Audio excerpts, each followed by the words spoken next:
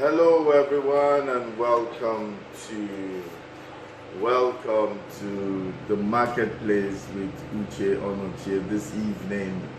Oh, before I proceed, I'm excited that we're in a season, the resurrection season. Thank you guys for turning up this evening to listen to my presentation. I have a special presentation for you guys today. I'm talking about love. I'm talking about marriage. I'm 19 years in marriage, fast approaching 20.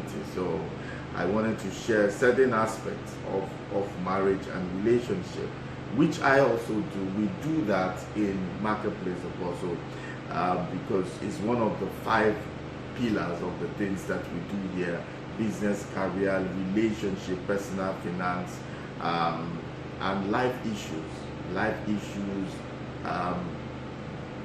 work relationships at work, interpersonal relationship, professional, career relationships, and all that. Also, family, relationships. So we deal with that, and people have been saying, "Look, we need you to talk." Because when I speak in other places, they are being called to speak on marriage, even in certain churches. So people were like, "Why don't I do it here?" I said, no better time for me to do it than Easter Monday. I just want to wish you guys a lovely Easter Monday. I hope the reason for the season will remain with you, that even as today, resurrection, we're celebrating the resurrection of our Lord and Savior Jesus Christ. I pray that everything that is dead around you resurrect today. Your business resurrect, your relationships, everything that your marriage, your ideas, everything that is dead or dying, come back to life. This is my prayer for you this Easter Monday. So I will just go ahead and just talk about what I'm here to talk about, and that is love is not enough. Love is not enough. I tell young people, I've said it a couple of times, that look, love takes you to the door of the marriage and leaves you there. Yeah, because people call that love, that butterfly in your tummy. That butterfly doesn't stay for 19 years. It doesn't. It takes more than just to love. If not, have you wondered why celebrities, the way they profess love to the whole world, even CNN will carry it and do all that, and sometimes it's just 2 weeks, sometimes it's 1 month, 1 year. So are you saying now that these people are not in love? A relationship that breaks up, are they not in love? Were they not in love? Why is it that people that were saying I love you, now they're saying I hate you? What has happened? So that begins to tell us that it takes more. It takes more than this thing, love, to make a relationship work. And now we're in the 21st century.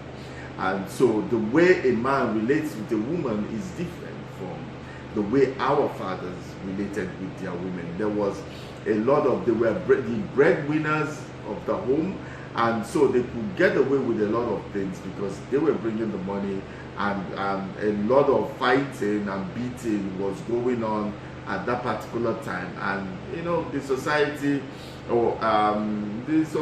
kind of felt it was normal. I wouldn't say it was normal, but a lot of men were getting away with a lot of that beating. And you know what? You can try it now, because women are empowered. Women have their own money, they have jobs, so they can't be thrown out on the street. So how do you now relate with them? A lot of men are struggling. And this is part of the things I will be bringing in this presentation. So if you hang on with me, I'm going to take you on a journey. First of all, I'm going to give you an intro explaining the bold statement that I made, that love takes you to the marriage door and leaves you there. Then I'm also talk about preparing for marriage. Then I will end it with the marriage proper and some of the challenges we have in marriages that can help us. Okay, so one thing we need to understand about love, that love is a force of attraction, and this law, this force is what pushes us to be attracted to the opposite sex. And the Holy Spirit gave me an analogy of this, and He did that with me with animals. He said, look, in the wild, especially mammals, in the wild, they come into what is into heat, or what is called oestrus, and that is their mating season. They come into that sexual season, the female mammals, and that is the only time that mating can occur. So the men are waiting to get that order that these women are in that season, and so that they can breed. There is a strong force. If you watch, there's a program on Nat Geo Wild, for those of us, for those people that have DSTV, and you see they have a popular, they have a program there. It's called Animal Fight Club or something like that. And so animals are fighting, and most of the time is because they are fighting for the right to breed. They are fighting for the right for their bloodline. They are fighting to have that their bloodline to be established. So it's serious business for animals. It's real serious business, because it's once in a year, once in that season. So that is the force. That is the force that pulls them, the force to mate and to procreate. That's for animals, but it's not the same for man. And the Holy Spirit made me realize that without that thing called love, a man will not have any incentive to leave his father and to leave his mother. So the same force that is used to attract opposite people together, opposite sex. But now we have quite a lot, but I'm not talking about that. I'm talking about opposite sex between a man and a woman. There has to be that force. If not, you will not be able to want to hang out with the opposite sex to the extent that you want to say, oh, okay, I want to now start a journey, a life journey with you. And so that force, that thing that we call force, is actually what is called love. And that force, in explaining that force, is what we say it is love. That is what we call love. But it is not love. It's not God's kind of love. It's not God's kind of love. But God put it there so that man and woman will start their journey. That is why it's like butterflies in your tummy. You are excited about someone, and you can say, two of us against the world, we can do this. All of you have plans, you have big plans, and you have all those things. It is because of you are reacting to that force. But that is not what keeps a marriage. That is not what sustains a marriage, and that's why we have a lot of issues. It takes more. For that marriage to be there. Okay, so now what the mistake we're making now is that we major on the minor, which is that feeling that we call love, and we major on the minor and we don't major on the things that really matter in life, because that butterfly in your tummy is a feeling, is a sensation, is a feeling. You can't base your life based on feelings. Feelings come and feelings go. That's why you tell someone today, I love you, then the next day you say, I don't love you, because it's feelings. It's not about tall, dark, and handsome. It takes more than that for you to be able to stay with someone 19 years. You know, marriage counselors, or during my time when I was getting married, they say, look, the demon you fight in the first year is different from the one you fight in 5 years, in 10 years, as you progress in your marriage. So what will sustain you? What will sustain you is more than that. So love is not enough. Don't base your life based on on a feeling of what you have with someone, because your feelings change. Feelings can change, and you begin to hate somebody you say you love. So what do we now need? We actually need wisdom and understanding. It is wisdom and understanding that is what will make us. Wisdom and understanding is what will sustain that marriage. That two people are not killing themselves at home, in the house, is because they have wisdom and understanding. Please permit me, I need to buttress my point with some scriptures here today from the Bible, so that we understand that the Bible even knows that even has what we need when it comes to marriages. Proverbs 4 verse 7, it says, wisdom is the principal thing, therefore get wisdom. In all you're getting, get understanding. Wisdom is the principal thing, therefore get wisdom. In all you're getting, get understanding. Proverbs 24 verse 3 says, through wisdom a house is built, and by understanding it is established. Through wisdom the house is built, and by understanding the house is established. There's nowhere we saw love in this place. Okay, what is wisdom? If we want to get from Amplified Classic explaining what wisdom means, it means skillful and godly wisdom, which is the principal thing. Understanding is discernment, comprehension, and interpretation, obviously, of the things that you can see. You see, Ecclesiastes 10:15 says, the labor of the fool wearieth him, because he knoweth not how to get to the city. Some of us don't know how to get to that promised land in marriage, because marriage can be the best thing on earth. It can also be hell on earth. So you need to get it right. I know some people that have wonderful marriages. I also know some people that are catching hell right here on earth because they made a mistake in their marriage. Ephesians chapter 5 verse 15 to 17, it says that, see that we walk circumspectly, not as fools, but as wise, redeeming the time, because the days are evil. Therefore do not be unwise, but understand that understand what the will of the Father is. Wisdom and understanding is what we need in marriage. Discernment, having strong discernment and the ability to communicate.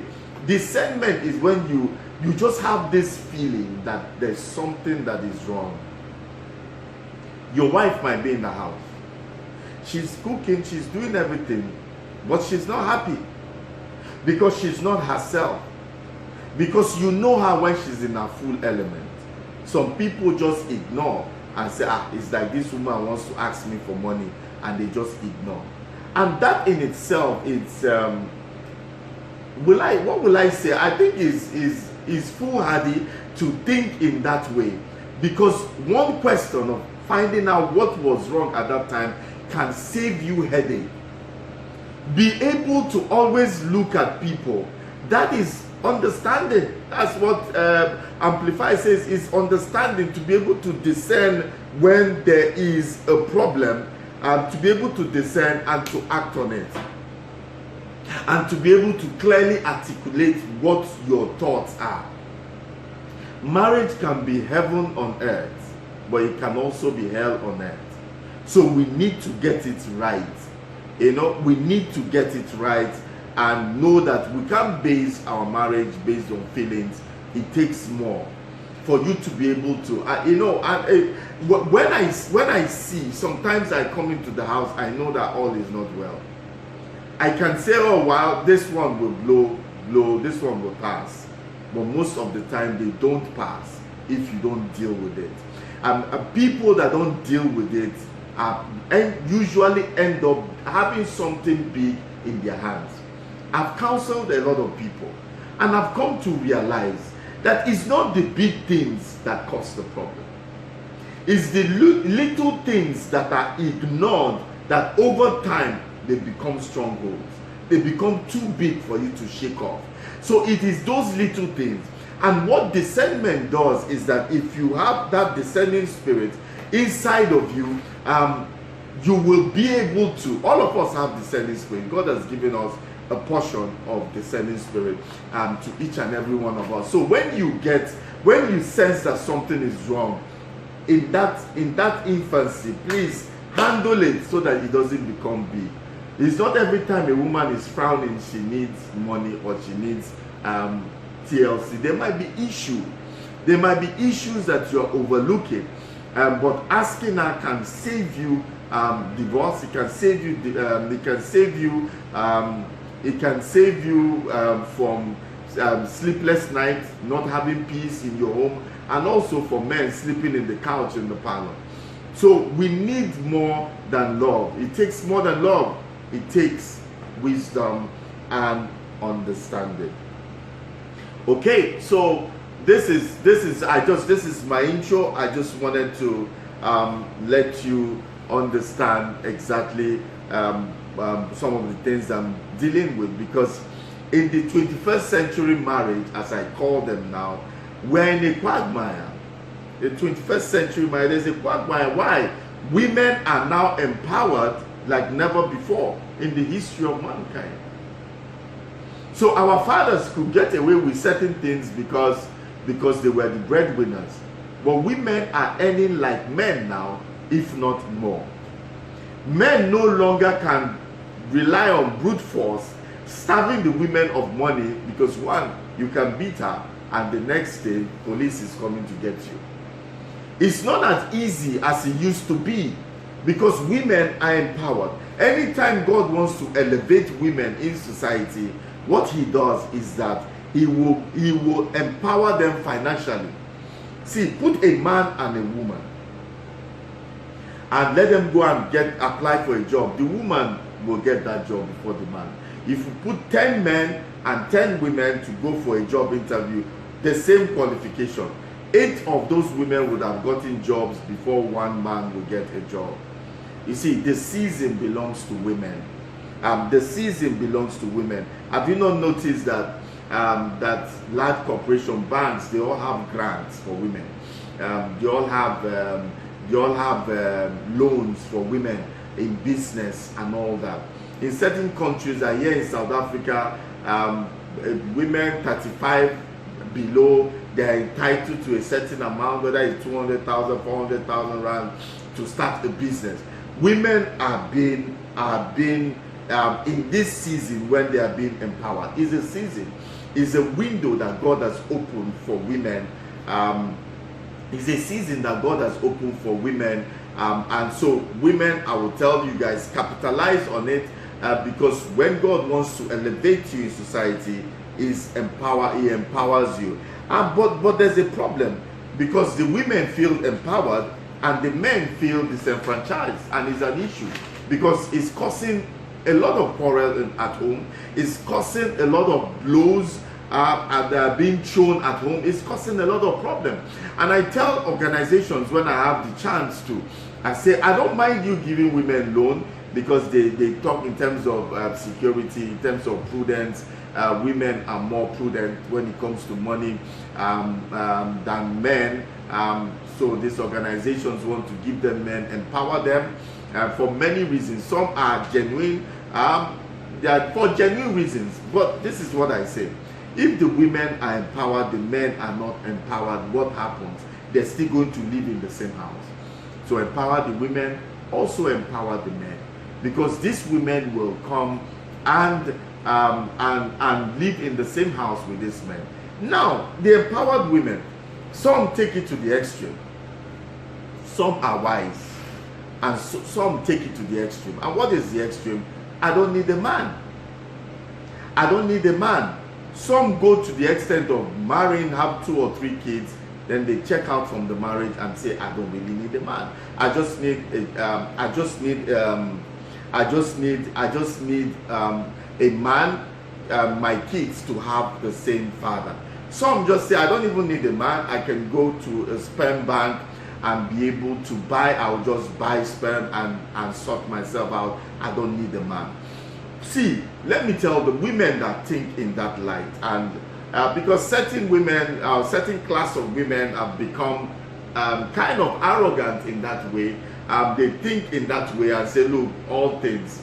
They keep saying what a man can do, a woman can do even better. I agree with all that. But I belong, if we go away from the Bible, then we are missing the essence of why God created man and woman. God created man and woman to raise a holy nation for him here on earth. There's a reason why God said the man will be the head. There's a reason why God said the man will be the head. So, but now I have certain category of women say, no, it's not, that cannot, it doesn't work. Fine, it doesn't work for you as an individual, but it does not mean that it's not in the Bible.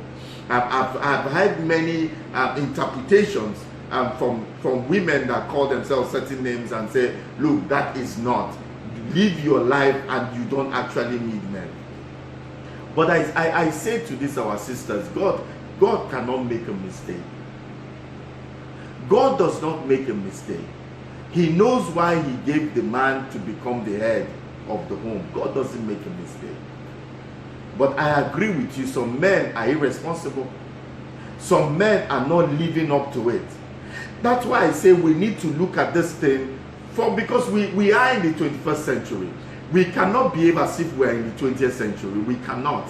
So now men are being taught from the home how to handle these women. We saw how our fathers handled their wives with strong hands. But nobody taught us how to be able to handle these women now in the 21st century. So a lot of men are lost. They don't know and they get upset, they beat, they walk out. Both in the Western world, both here in Africa, they just walk out because they know they can't hit, they know they can't do those things again, so they just walk out. And women are like, I don't need you, you can walk out, and you can walk out, I can take care of the kids even better than when you are there. But this is who is going to suffer? The kids are suffering. The society is suffering. The society is suffering from women becoming empowered, and men are confused and don't know how to handle these women. So this is the quagmire we find ourselves. And so this presentation is more like an appeal to both men and women. See, we need to fix this. And I pray that my presentation be able to fix this problem that we have. There's a reason why men are the head. But now, men, you have to earn that leadership. You have to earn that authority. You have to be able to tend that garden. You have to be able you have to be able to love that woman. You have to be able to carry her along. Not like before, that you can say, hey, shut up there, who is you? Don't ask me about my business. Or when people say, women don't understand business. There are women now that are CEOs of global companies. So those days are past. Those days are gone. You know, one of the issues that we have in our upbringing is women are trained. Women are trained for the world. Men are not trained. Or girls are trained for the world. Boys are not trained. The girls are trained about home, how to take care of the home. They see their mothers, how they take care of money. They understand what it means to live in a healthy environment. And women are wired for security. They like to have security around them. They like security. That is how they are wired. So they know how to take care of things. But most men, even at 30 here in this country, a 30-year-old man, most of them might not even have a vision for themselves. They've not even gotten to that eureka moment where they understand what they want to do out of life. But most women are ready. By 14, 15, they are even ready for marriage. They know exactly what they want. And they understand they need academics to be able to get what they want. But most boys, we play. We just went to university to play. We did not go to university because we actually needed that degree. But women understand these things because they were trained to be prudent from day one. Most men can't cook in my own generation. In fact, I was being chased out of the kitchen because anytime we come to the kitchen, we make a lot of we make a lot of mess. We were chased out of the kitchen to go outside, watch car, play. We don't even watch anything. We're just playing. So now we are used to being there. We don't understand what it means to run a home. We can't even cook. And if we don't have someone to cook for us, it's a problem. So this is part of the reason why the upbringing, we have some men, because it's not all men, there are men that can cook. Their mothers brought them out, so I don't want to generalize. So some men can do it, but we are not trained to be homely or to have an idea of the future like the women were. So I will beg that parents to, as you train the girl child, also train the boys as well. Because as you train the girl, all of us will say, men will say, look, I want to train my daughter to be empowered, to be this, to be that, to be this. And that same woman is going to leave her father's house and go to a man, and for some reason that is not empowered, and there's going to be friction, or some will get into the house and they're the ones paying all the bills, because there is this big gap. We don't understand how to handle it. But let me say something about talk to ladies about men being in the house. Look at the Western world. Men don't stay at home. Look at the children that they produce, because these kids will go into the society. These kids, you find them in church, find them in government, you find them everywhere. When men are not at home, there is a problem.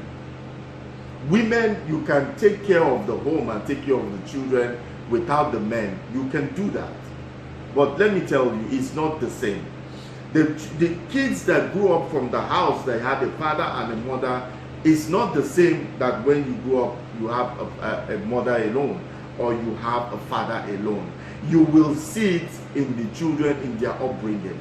There has to be balance of everything. And from my experience, I say men train their kids, women nurture them, because they have training that a man can give to a child.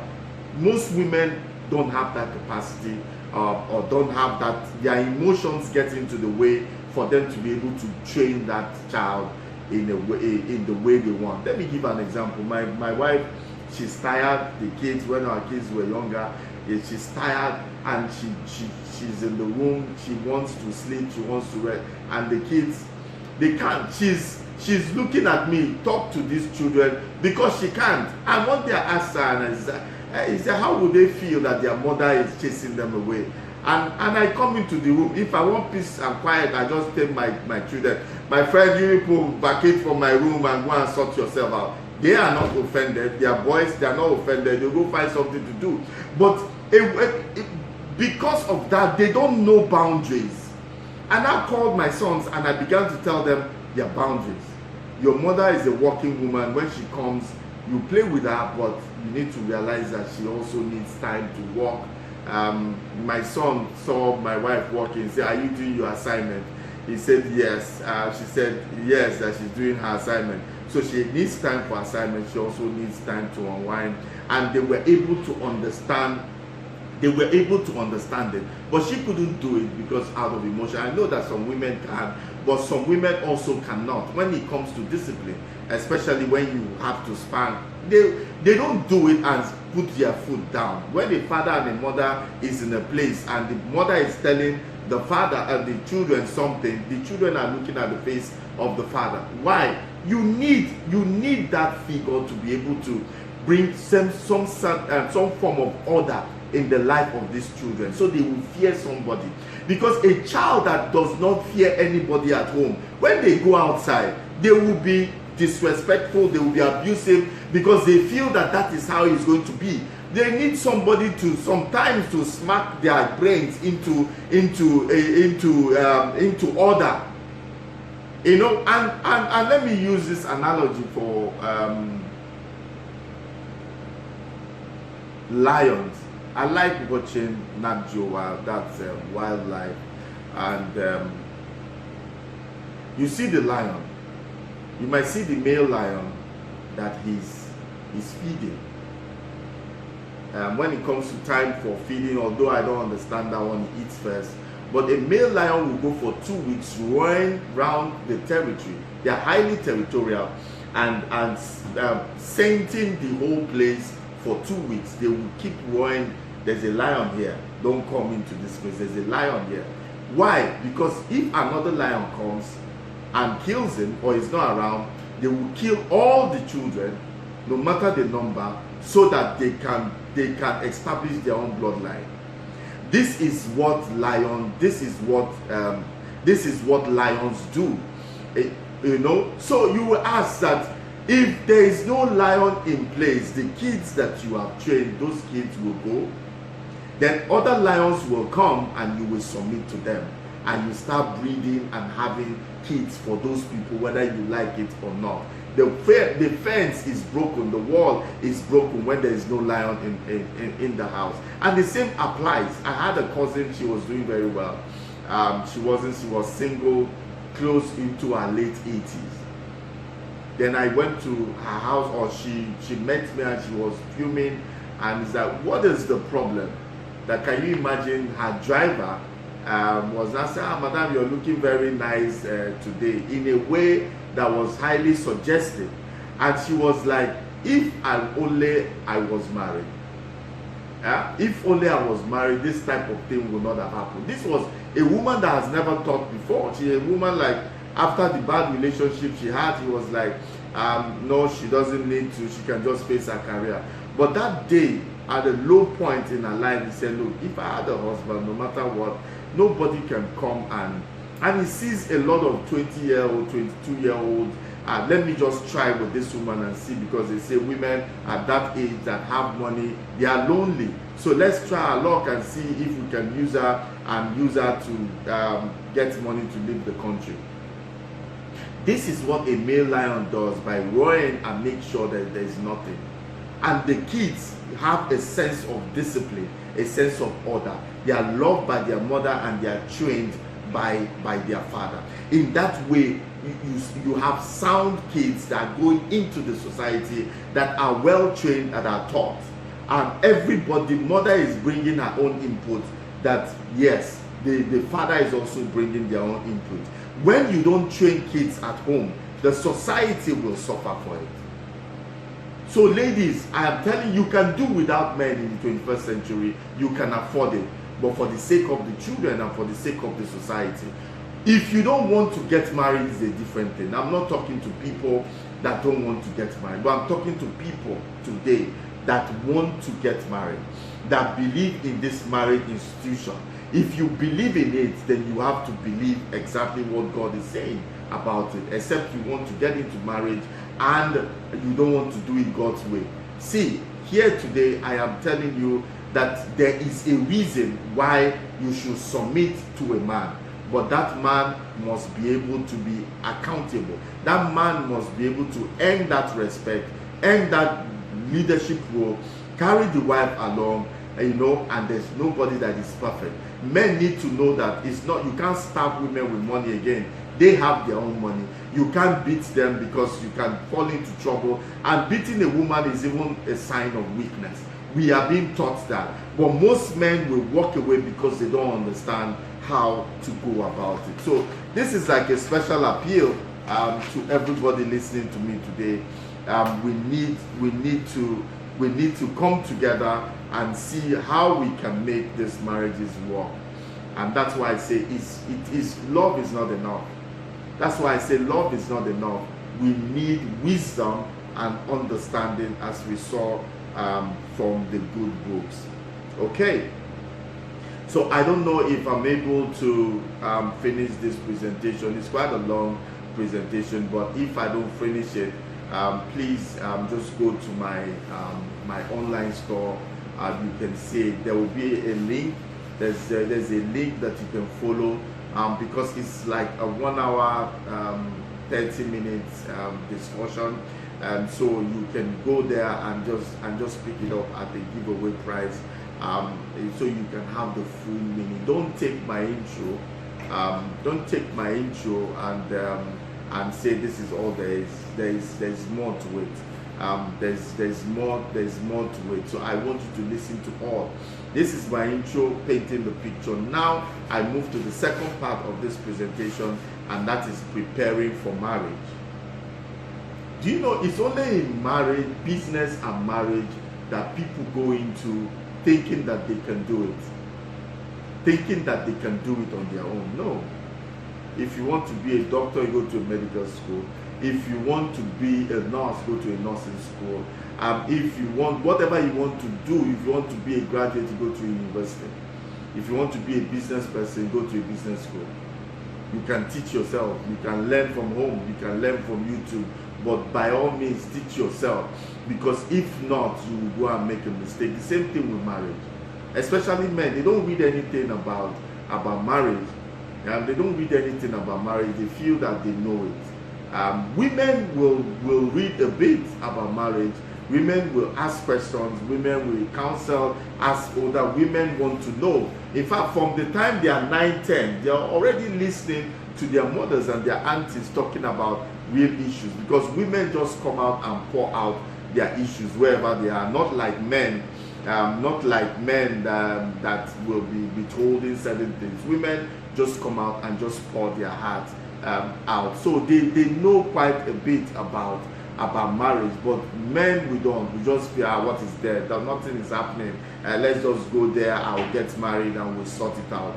The reason why there's a lot of issues going on in marriages, and that's why you need to go to marriage seminars and hear presentations like this that can help you. Remember what I said in preparing for marriage. Hold on to this scripture, Proverbs 24 verse 3, and it says that through wisdom a house is built.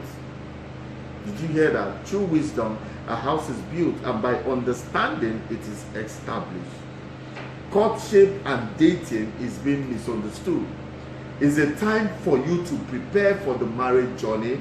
It's not about going out and having fun alone. It's not about fun. It's about compatibility check. It's a time for you to do the compatibility check. That is what dating is all about. And people say, we are going out.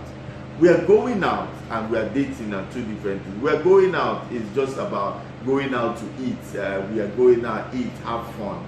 You know, you can be in a relationship for 2 years and you have not asked yourself any major issues. You've not discussed any major issues. You are just going out and loving each other and thinking. See, that love and that feeling, you know, on that wedding night when you go into the hotel room, everybody's gone. The reality of what you have just done will hit you. It will just hit you, and you realize that two of you are alone. If you don't have the resources and what it takes for that marriage, the marriage will pack up.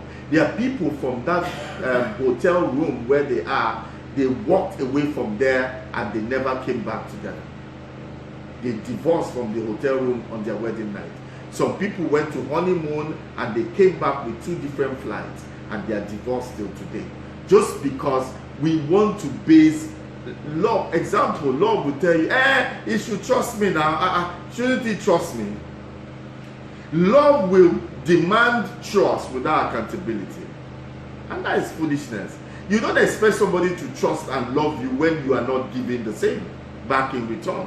When there are shady moves that you're moving, that you're carrying out, and you want somebody to trust you just because love. Oh, a guy is hugging everybody, flirting with every girl, and they're asking, your wife is around, why are you doing that? They say, she should know me, that's how I am. That's how I am. Is my nature. Guy, you need to respect your wife, and you need to build that trust. You have to be accountable. I think you owe your spouse more than that, to respect them and be able to even explain. When you hug somebody, you say, that's my colleague, or you must be able to say, not that she's demanding it, but make your wife, your spouse, always comfortable with your actions. That's when they can trust you. You don't expect someone to trust you when your actions are saying something different. You know, and I always wonder, love, where is the love? It's not about love, it's about compatibility. And you need to do a compatibility check to know if you guys are together, if you guys will last together. And the way you do compatibility check is to ask questions. To ladies that are listening to me, please, I need you, I need to give you an assignment, this compatibility check. You will be the one that will do it, because most of the time the ladies bear the brunt of not being compatible, or being misled in one way or the other. So listen, it's not about looks, it's not about figure, it's not about having a good job, it's not about what you have in your bank account. During the time of dating, while you're still going out and eating that chicken and doing all those things, please ask the right questions. Ask the right questions. Ladies, ask the right questions. I have a 21 questions that you should ask your intending spouse. But ladies, I'm not saying you should write it down and show him, or I said from time to time. Nobody wants to be questioned. Nobody wants to be used as a questionnaire. But from time to time, you bring out this question. From those questions, while you guys are eating and going out, you ask those questions. Those questions will help you. Those are the questions that will help you know this person that you are talking to and this person that you're talking about. So these are the questions. These are some of the questions. I can't read it out, but I will explain some of them. What's your outlook in life? I think the first day you meet someone and you people go out and drinking, I think the first thing you need to ask them is what is your outlook in life? You might not put it that direct, but you ask questions that will bring out, whatever the person likes, you ask questions around it so that you can get to know who that person is. What do you think about Christianity? A lady asks a guy about Christianity, or what's your outlook in life? What's your outlook when it comes to religion and spirituality? You need to know whatever is important to you. You need to ask what is your outlook in life in line with the direction that is important with you. A Christian lady that has been a Christian for a long time asks this, her intending spouse, and say, what is your outlook in life, religion and spirituality? He said, look, half of his family are Muslims, he's Christian. That he doesn't have any issue that he wants to be a Christian, he wants his children to be Christians, but if he has to go to the mosque, go to an imam, fine. You know, she didn't even say anything after that. But when he now said, sometimes you see that you can get to God with different, there are different ways you can get to God, and even some of this, our native doctors, our voodoo priests, that sometimes is God. Is it not the same God that gives them wisdom? And so you can try, when you have an issue, you just don't stay on one place, you know. And the woman was shocked. It was as if they poured cold water on her. She was shocked because this is a man that is ready. When he's pressed, you know that when this man is pressed, he will do anything. I was praying with someone and I was counseling someone that had a court case. And I was praying, and the person was on the phone and talking to someone else, and he said, look, this case that is coming, see, I don't mind to go anywhere. I don't mind to go anywhere, not only church, I don't mind to go anywhere. You see, because when people are pressed, that's where you get to hear what is in their mind. You know, a guy worked for someone that I know, and the person was, not that he refused to pay him, but wasn't paying him. So this guy came to my office. This guy was a deacon on his way to becoming a pastor. And so that one came reporting him and said, look, it's because we are Christians. In fact, as I am now, I know what I can do to the man. If I don't send boys to him, I will go to juju for him to give me my money. And I looked at this guy. You are in one of the big churches in this country, and you're still saying this. You need to understand the outlook of people generally. Okay, and what will be our family church is a source of problem to a lot of people. What will be our family church? Not the one that your parents, most of the time, the bride's parents want to do it in their church. I don't have a problem with that. I say, please give them their final respect. You are taking their daughter, give them their final respect if that's what they want. That's what I feel. But I've also had the groom's people make case out of it. But I can't get into people's business. But I will just advise that give the bride's parents that last respect. You are taking their daughter. So you need to know that is when even the marriage, when I'm talking about you now, you, your husband, your wife, your husband, which church are you going to go to? Especially if two of you don't belong to the same church, is important. Marriage preparations have been cut short because people did not talk about the church that they were going to go to. These are some of the questions that you need to ask. You also need to ask, ladies, what is your outlook about money, investment, and wealth creation? Do they understand investment? Do they want to invest? A lady has worked in a finance company for a long time, and she met this person, and this guy was like, see, we are young. When we become 40 years and 45, then we start talking about leaving legacy. Right now, let's just enjoy ourselves. What he meant was that any money that comes, let them just lavish it, and then God will continue. And when they are in their late 40s, they begin to do investments. But that is the greatest fallacy I've heard, if that's the right word to use for it. You build wealth, you create wealth. From any time, a teenager can begin to create wealth.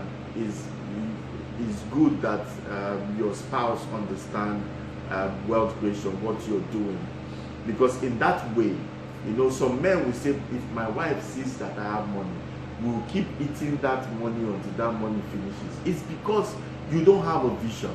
Every man should have a vision for his home. Every man should have a vision. It's because you don't have a vision. And so the woman will say, I'm seeing you spend money and give money to people, then you are telling me that I should manage. But if you call your wife and you people agree and say, this is a 10-year plan. I always give people 10-year plan of wealth creation. We are going to save this. We're going to put these monies aside, and we're going to use it for this. We're going to use from here, build a house for ourselves, do this, do that, do that. So your wife must be in the know what is your plan.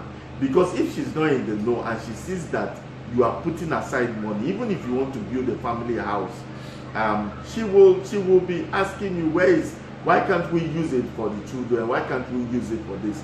To avoid all that problem, a man and a woman should, please, men, don't hide any money anywhere. Because you go and hide money, something happens to you now, your brothers and sisters will take your money. We see that issue, that thing in Africa a lot. Because somebody advised us that, look, a woman should not know all your money. Please, you create wealth with your wife. Anything she's working, she too is contributing to that investment pocket, that when an investment opportunity comes, you guys will utilize it. Husband and wife should have a plan for money. And please, there should be no secret when it comes to money, because you people are building your future together. Does it mean that you don't have your own money? There's a way to calculate these things. I have a presentation on money matters in marriage. And there's a way to calculate this thing. Everybody will have their own spending money. There's a way to calculate. There's a way to save. There's a way to invest. There's a way. Everybody must have. A woman must have. If a man is having 50,000, depending on how you guys earn, but how much you guys earn. But assuming a man gets 50,000 naira, his own spending money, a woman should get 100,000 her own spending money, assuming you guys earn that much. My wife gets double of what I have spending money for the month, because me, I buy things once in a while. If I want to buy shirts, I can buy 20, 30, because I don't have energy. I hate shopping really. So I do everything at once. So I don't have to be going to shop for this. I have shoes, but not so with women. Women can buy every day of their life, so we can't have the same budget. So I do that in such a way that I give to her. But I know that that is not might not even be adequate. But everything I earn, my wife, I pay my tithe, do all those. My wife gets a certain percentage of my earning. Just to tell her thank you for tolerating me and tolerating my excesses and being with me all these 19 years and helping me grow and into what I am. And she always has a share of what something goes to her, and to say thank you and I appreciate you. So everybody must have their own money, and you can blow it as you want, or as we say here in Nigeria, you can spend it as you want. But the thing is that you can everybody should have money, and so you don't say that this man doesn't give you, this one doesn't give you. But please do that investment together. Wealth creation takes nothing less than 10 years to do that creation.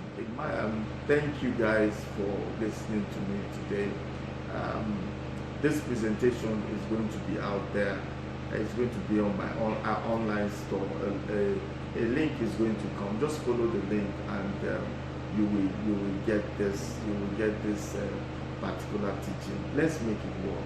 21st century women, please. There's a reason why men are ahead, and 21st century men, you can't lord it over these women anymore. So let us learn the ways to get it right, so that we can build solid homes and not have homes that are divorced and kids from divorced and parents that are separated.